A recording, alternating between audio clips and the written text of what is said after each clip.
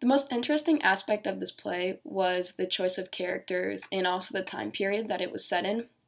America was not in the best place when it came to the line between African Americans and whites and also the different gender norms. So I think that it was interesting focusing on a very diverse group of individuals, which made the play more meaningful to the time that it was set in. I think that one of the main values or priorities of this play is the desire for love. It's something that Esther yearns for as she becomes wrapped up in a character named George, who she doesn't even know, writing him letters. Once she gets the chance to meet him, he is not the person who she thought he was. Some of the other women, too, such as Mame and Mrs. Van Buren, also do yearn for love, and without it, they come across as rather lonely. A concern with this play is the reinforcement of social division and racism, as Esther is portrayed as illiterate when she has Mrs. Van Buren write and read her letters to George. And I think that kind of just reinforces the stereotype of that time that African Americans can't read and write. One word I did not know while reading this play was morgue, which was used by George in one of his letters. I found it to mean a place where bodies are kept to be identified and claimed.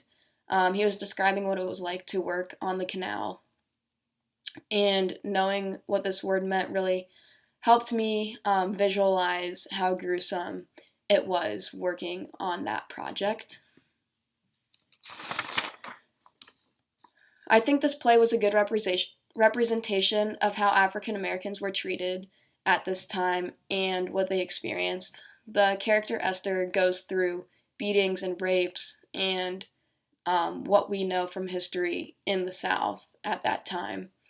And she knew that her only chance at a better life was to move up north. And I think that we have all heard of cases in our history classes growing up of people trying to get out of slavery and flee the South to move up north. I think this play reinforces our understandings of both the African American experience and the stereotypes of them, because I think that they do go hand in hand. Like I said earlier, Esther was depicted as illiterate, a stereotype of African Americans, and I think that this play also kind of reinforces to an extent, but not fully, how they were treated.